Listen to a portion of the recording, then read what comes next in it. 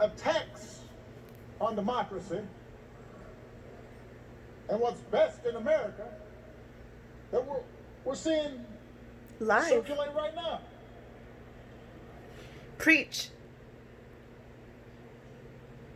He knew that every single one of us has a God-given power, and that the fate of this democracy depends on how we use it. That democracy isn't automatic.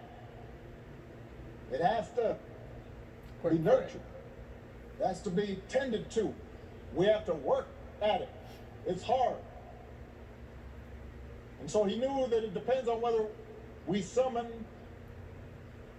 a measure, just a measure of John's moral courage to question what's right and what's wrong, and call things What they as they are. are.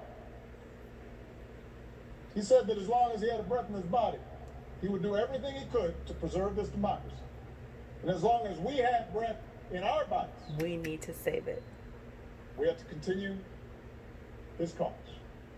If we want our children to grow up in a democracy, And not not just with elections, but a true democracy, a voice.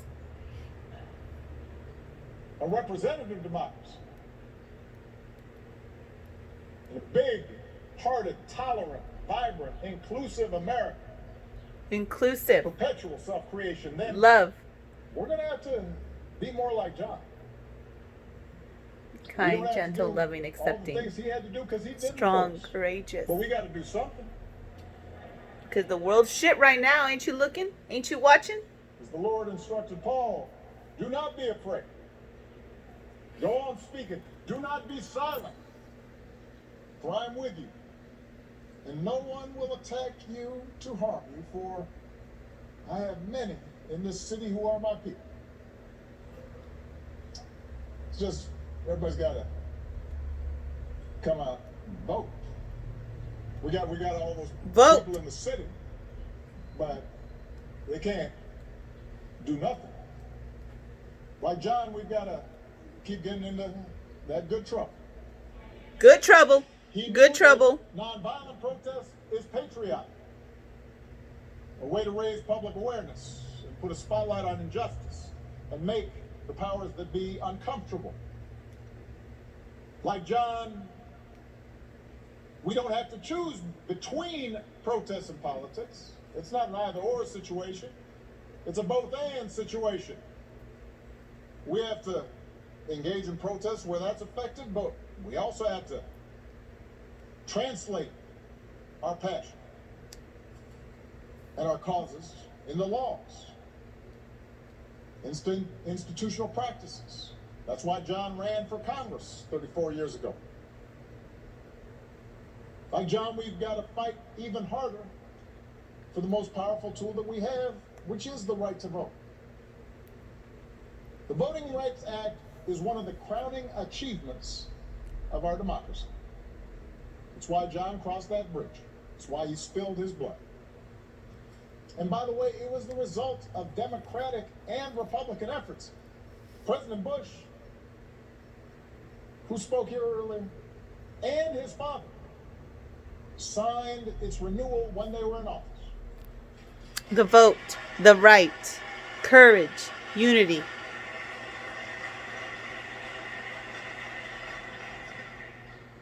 President Clinton didn't have to because it was the law when he arrived. So instead, he made a law to make it easier for people to register to vote. Yeah. True leadership. Not like the shit going on now. But once the Supreme Court weakened the Voting Rights Act, some state legislators unleashed a flood of laws designed specifically to make voting harder. District. Especially, County by the lines. way, state legislators where there's a lot of minority turnout and population growth. That's not necessarily a mystery or an accident. We can overcome this bullshit. We can It was an vote. attack Make it on what right. John fought for. It was an attack on our Unidos. democratic freedoms. Juntos, gente. And we we should treat it as such. If politicians want to honor John, and I'm so grateful for the legacy and work of all the congressional leaders who are here, but there's a better way than a statement calling him a hero. You want to honor John? Let's honor him by revitalizing the law that he was willing to die for. For our children, our future. For us to be proud. Americano y Mexicana. Mexican American. But I'm a human with rights of heart and mind. Naming it the John Lewis Voting Rights Act, that is a fine tribute. But John wouldn't want us to stop there, just trying to get back to where we already were. Once we pass the John Lewis Voting Rights Act, we should keep marching to make it even better. March, baby, march. Protest peacefully. Change. Vote, including former inmates who've earned their second chance. Yes. Yes. My cabrón needs to vote again. And expanding early voting and making Election Day a national holiday. So if you are somebody who's working in a factory or you're a single... Yeah, because you got to work, you can't go and vote. You have to stay and work, and they won't let you go vote. At my job, they don't let you go vote. Go do it on your lunch break. You can't go vote in an hour. Everything's oppression in the fucking world. Everybody. But my white privileged boss can go and vote when she wants to. Take her time off. She don't need to cover anything. But the minorities and everybody underneath, you can't vote. You got to go work. You'll get fired if you take the day off. Is it benefiting the company? No, it's going to benefit me, my future, my children. You know, it may not benefit the company at the moment, but it'll benefit me, the humanity, everybody. And if all this takes eliminating the filibuster, another Jim Crow relic, in order to secure the God-given rights of every American, then that's what we should do.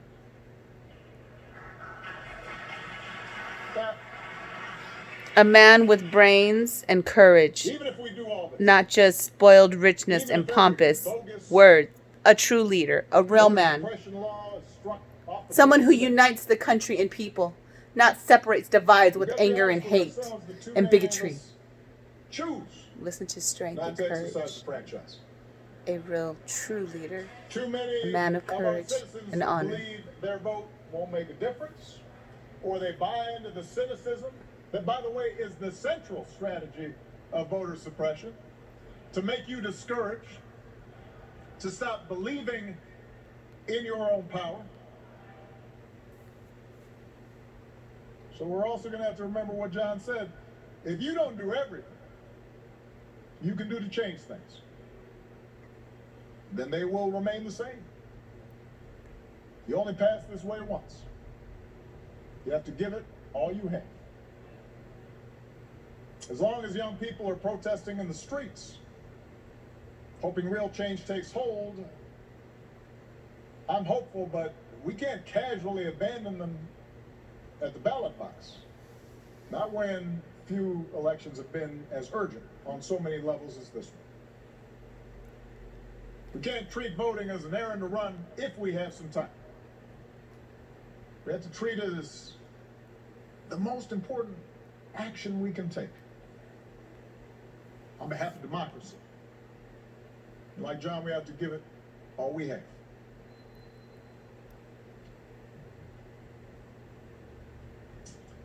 I was proud that John Lewis was a friend of mine.